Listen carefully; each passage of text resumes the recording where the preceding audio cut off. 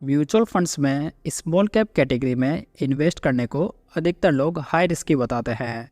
वैसे ये funds high risky ही होते हैं, लेकिन यदि हम इन फंड्स में 5 साल से ज़्यादा समय तक इन्वेस्ट करते हैं तो हमारी रिस्क काफ़ी हद तक कम हो जाती है। इसलिए यदि हम लॉन्ग टर्म में म्यूचुअल फंड से अच्छी वेल्थ बनाना चाहते हैं तो हमारे पोर्टफोलियो में एक स्मॉल कैप फंड ज़रूर होना चाहिए। जैसे कि हम SIP करने के लिए 3 फंड्स का एक पोर्टफोलियो बनाते हैं, जिसमें हम एक फ्लेक्सी कैप, एक स्मॉल कैप और एक मिड कैप फंड ले सकते हैं। यहाँ पर मैंने लार्ज कैप फंड को सिलेक्ट नहीं किया है, क्योंकि मेरे हिसाब से लार्ज कैप फंड्स में इन्वेस्ट करना कोई विशेष समझदारी नहीं है।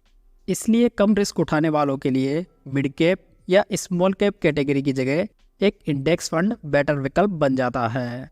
बेस्ट इंडेक्स फंड जानने के लिए आप ये वीडियो देख सकते हैं, लिंक आपको आई बटन में मिल जाएगा। लेकिन दोस्तों, आज हमारे वीडियो का टॉपिक है, क्या हम अपने पोर्टफोलियो में 2 स्मॉल कैप फंड रख सकते हैं।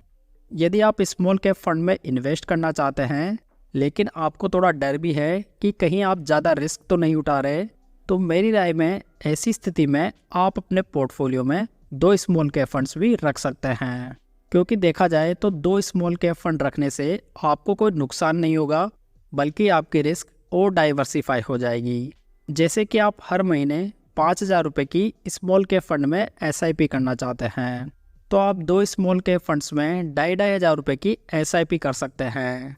वैसे देखा जाए तो एक म्यूचुअल फंड ही आपकी रिस्क को डाइवर्सिफाई करने में काफ़ी सक्षम होता है, क्योंकि यहाँ पर आपका पैसा लगभग 60-70 स्टॉक्स में डिवाइड किया जाता है। लेकिन स्मॉल कैप फंड्स में यदि आप 2 फंड्स भी ले लेंगे तो भी आपको रिटर्न्स के साथ में कोई विशेष कॉम्प्रोमाइज़ नहीं करना पड़ेगा। जैसे कि लास्ट 10 ईयर्स में निप्पॉन स्मॉल कैप फंड ने 29.77% के रिटर्न्स बनाकर दिए हैं, SBI स्मॉल कैप फंड ने 28.68% के और एक्सिस स्मॉल कैप फंड ने 26.17% के रिटर्न्स डिलीवर किए हैं। यदि आप भी 2 स्मॉल कैप फंड्स में इन्वेस्ट करना चाहते हैं तो सबसे इम्पोर्टेंट पॉइंट जो आपको ध्यान में रखना है कि आपको इन दोनों स्कीम्स की फंड ओवरलैपिंग चेक करनी है। फंड ओवरलैपिंग का मतलब होता है कि आप जिन फंड्स में इन्वेस्ट कर रहे हैं, कहीं वो आपस में कॉमन स्टॉक्स में तो इन्वेस्ट नहीं कर रहे। जैसे कि ABC एक म्यूचुअल फंड है और दूसरा XYZ म्यूचुअल फंड है। ABC फंड ने 1, 2, 3, 4 स्टॉक्स में इन्वेस्ट किया हुआ है और XYZ फंड ने 1, 2, 3, 4 और 5 स्टॉक्स में पैसा लगाया हुआ है। तो यहाँ पर इन दोनों फंड्स में 1, 2, 3 और 4 स्टॉक्स आपस में कॉमन ही है। मतलब कि 2 फंड्स में इन्वेस्ट करने के बावजूद भी हमारा पोर्टफोलियो और रिस्क डाइवर्सिफाई नहीं हुई है।